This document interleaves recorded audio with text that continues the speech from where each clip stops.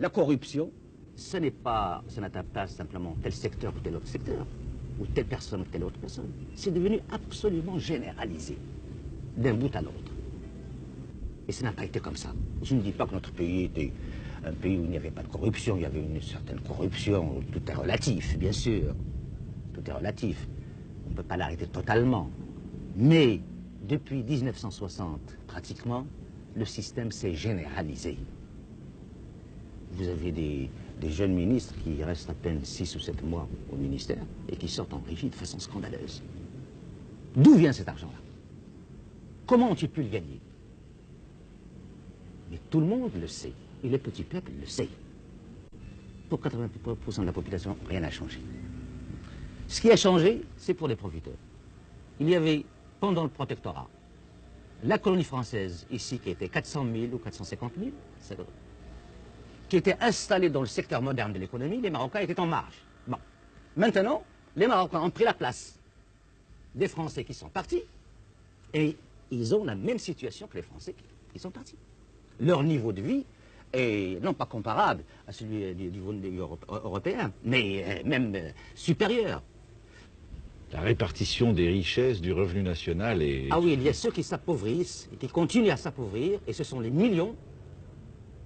Et ceux qui s'enrichissent et continuent à s'enrichir, et ce sont quelques centaines de mille. Et d'ailleurs, ils ne savent même plus quoi faire de cet argent-là. Ils construisent des palais somptueux, avec un luxe insultant, et d'ailleurs un mauvais goût. Ils exportent leur argent à l'extérieur. Ils ne ressemblent même pas à la bourgeoisie industrieuse, entreprenante du 19e et du 20e siècle européen. Non, ils n'investissent pas dans leur pays. Ils gaspillent. Alors ça, c'est la maison d'un des hauts fonctionnaires de l'État qui a plusieurs milliers de mètres carrés, un immense jardin et une muraille qui rappelle les forteresses du Moyen-Âge de chez nous. Là-bas, c'est quelques mendiants, comme on en trouve dans les portes des grands responsables du pays, qui attendent la fin du repas de midi pour recevoir peut-être quelques morceaux de pain et quelques restes de couscous ou de méchoui. Là, vous avez une partie d'un des plus grands bidonvilles de la ville de Rabat, Yaqoub el-Mansour. C'est le bidonville côtier.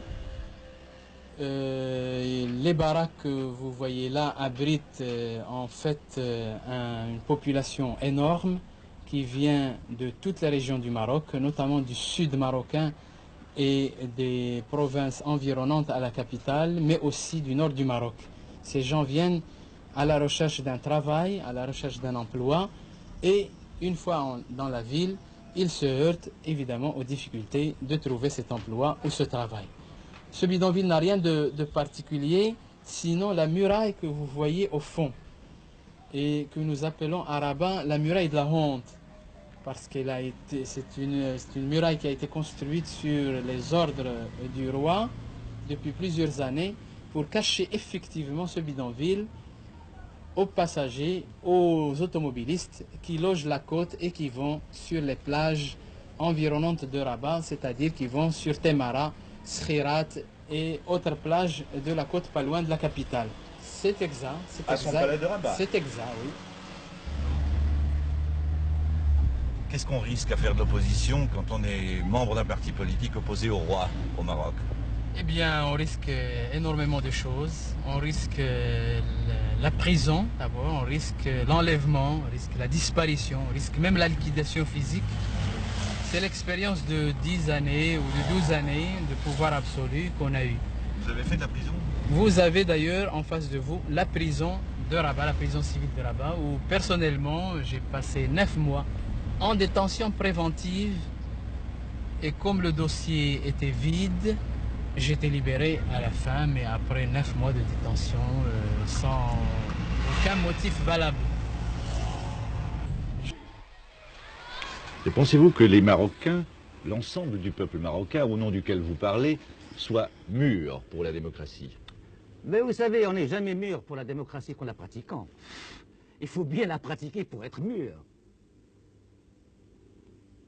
Il n'y aurait jamais eu de démocratie en Occident si on n'avait pas commencé. Les gens, quand la démocratie était instaurée dans certains pays occidentaux, eh bien, ils n'étaient pas tellement mûrs pour la démocratie. C'est par la suite qu'ils ont mûri. Or, pour nous, c'est beaucoup même très important. Les gens ont des besoins fondamentaux. Ils veulent envoyer leurs enfants dans les écoles. Ils veulent les écoles pour tout le monde. Ils veulent des soins, des hôpitaux.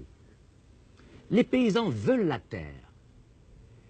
Les ouvriers veulent leur salaire garanti et leur avenir garanti. Les fonctionnaires veulent leur retraite garantie. Ce sont des besoins concrets. Vitaux même. Vitaux.